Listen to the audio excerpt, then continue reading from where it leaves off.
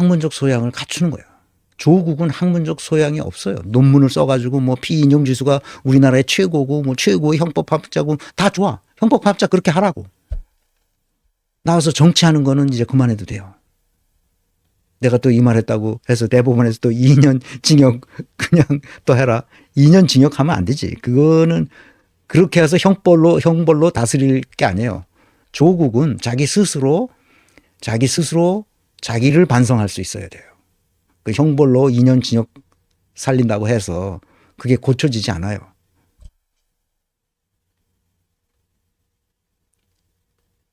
그래서 무죄가 나왔으면 좋겠고, 내가 인간적으로는 내 조국을 괜찮게 봐요. 내가 조국 수호 집회도 나가서 매번 나가가지고 내가 외치고 그랬어요. 검찰 개혁하라고 얘기하고 윤석열 퇴진하라고 얘기하고 조국 수호하라고 얘기하고 내가 했었던 사람이에요. 조국이 불쌍하죠.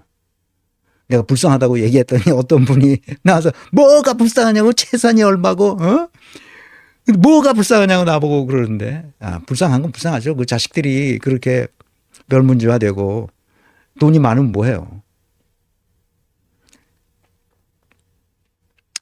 그래서 학문적 소양을 갖춘다는 건 뭐냐. 내가 계속 얘기하지만 그 사람이 말서부터 시작하는 거예요. 말하는 걸 잘 듣고 그걸 분석하면 돼요. 그걸 어떻게 분석하느냐. 그 영양 요소를 알고 저 사람이 어떤 영양 요소를 얼마만큼 발휘하고 있는지를 훈련하면 금방 듣고 있으면 돼. 면접할 때 듣고만 있으면 돼요. 그러면 머릿속에서 이렇게 코딩이 되죠. 그럼 얘는 쓸만한 애구나 하는 것을 알 수 있어요. 그렇게 되기까지 상당한 훈련이 필요하죠. 그래서 이제 초기에는 녹음을 해요. 인터뷰한 것을 다 녹음해서 집에 와서 그걸 풀어가지고 어떤 영양 요소에 매치시키는지 이런 아주 초보적인 훈련서부터 한단 말이에요. 그래서 그 말이 행동으로 옮겨지는지, 그 행동이 의사결정으로 옮겨지는지 그거를 보는 거죠. 이 삼위일체가 일어나야 되죠. 근데 여기서 정합성이라는 게 필요해요. 왜냐하면 이것이 진실이고 진리가 되려면 반드시 정합성이 있어야 돼요. Coherent Theory of Truth. 진리의 정합성 이론이죠. 그리고 딱 아기가 딱딱 들어맞는다고 해서 문제가 해결되는 것은 아니고 그 맥락은 무엇인지를 알아야 돼요. 어떤 맥락에서 저 사람이 저 말을 했고 어떤 맥락에서 어떤 행동을 했고 어떤 맥락에서 어떤 의사결정을 했는데 그 맥락에 비추어 보면 정합성이 좀 떨어져도 충분히 이해가 할 수 있는 거죠. 받아들일 수 있는 거예요. 그런데 그가 하는 모든 행동은, 모든 의사결정은 합의할 수 있어야 돼요. 윤석열하고는 합의할 수가 없죠. 한동훈하고 합의가 안 됩니다. 왜 안 될까요? 왜 안 되죠? 일방적 주장을 하기 때문에 그래요. 그래서 두 가지가 있어요. 의사결정에는. 일방적인 의사결정 하는 거예요. 지시명령하는 거죠. 독일에서는 군대에서도 상관이 하관한테 지시하고 명령하는 일이 없습니다. 독일 군대의 특징은 제복 입은 시민이에요. 시민과 똑같습니다. 명령하는 게 아니라 합의예요. 명령을 하더라도 그 명령이 사실상 합의가 되도록 설득력이 있고 합리적이어야 돼요. 지시명령은 독재 정치에서나 가능한 겁니다. 문재인은 독재 정치도 하지 못했어요. 그런데 지시명령은 또 해요. 그리고 윤석열한테 지시명령조차 못해요. 벌벌 떨고 나중에 청와국 말대로 후반부에 문재인 정부는 윤석열에게 질질 끌려다녔다 말합니다.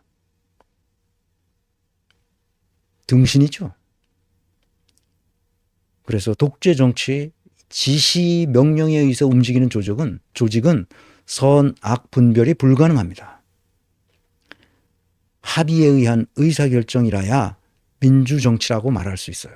이해관계자들이 합의해야 됩니다. 합의를 이끌어낼 수 있는 능력을 갖추는 것이 굉장히 중요한데 그것은 반드시 합리성과 공정성과 투명성과 개방성 같은 이런 귀중한 가치들이 민주정치에는 도입돼야 돼요.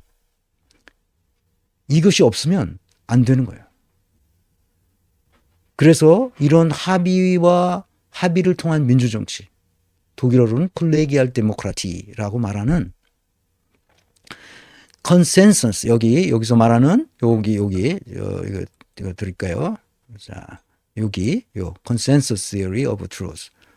합의한다는 것은 사회적 정의를 실현하는 것이기도 해요. 그 시대 그 지역에 있는 사람들이 합의했다면 그것은 사회적 정의를 실현하는 거죠.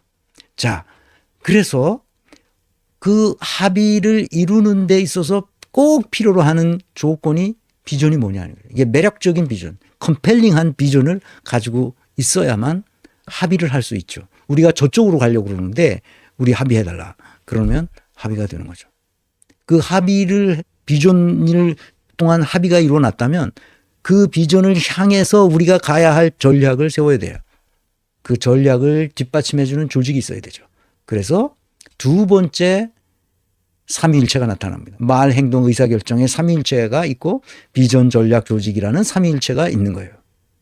비전 전략 조직은 항상 있어야 되는데 그중에 제일은 비전이라. 비전으로부터 시작된다는 거죠. 이 조직을 움직이려면 이제 리더십을 필요로 해요. 올바른 리더십이 중요하죠. 올바른 리더십을 갖는다는 것은 그냥 타고난 리더십을 가지고 있는 사람들이 있어요. 그렇지만 훈련돼야만 되는 경우도 대부분이죠. 우리 같은 사람은 훈련받아야 리더십을 제대로 발휘하죠. 타고나질 않았기 때문에. 타고난 리더들이 있어요. 그런 사람들은 훈련받지 않아도 어느 정도 감을 잡죠. 이걸 어떻게 해야 된다는 걸. 내가 이재명을 자세히는 연구하지 않았지만 그동안 이렇게 온 것을 쭉 이렇게 보면 타고난 리더십을 발휘할 수 있는 능력이 있는 사람이에요. 그런 사람을 어디서 구하기 쉽지 않습니다.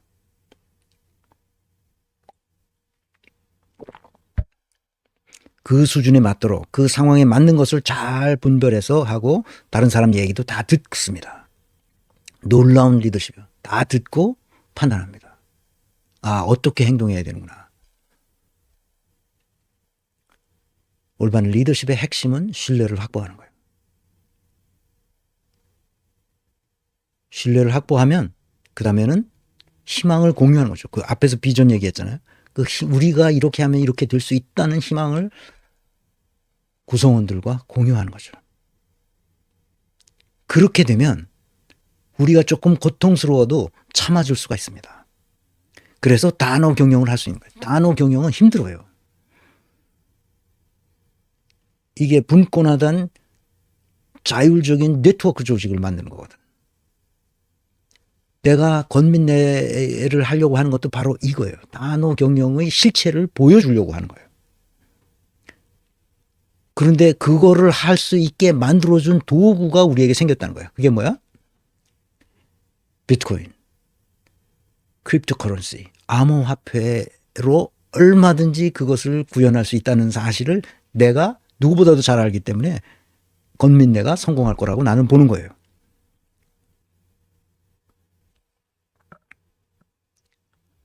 정직이 오래간다님, 홍사훈 기자가 페이스북에 민주당 보고 시민 집회에 숟가락 얹지 말고 국회에서 일이나 잘 하라고 글을 썼네요.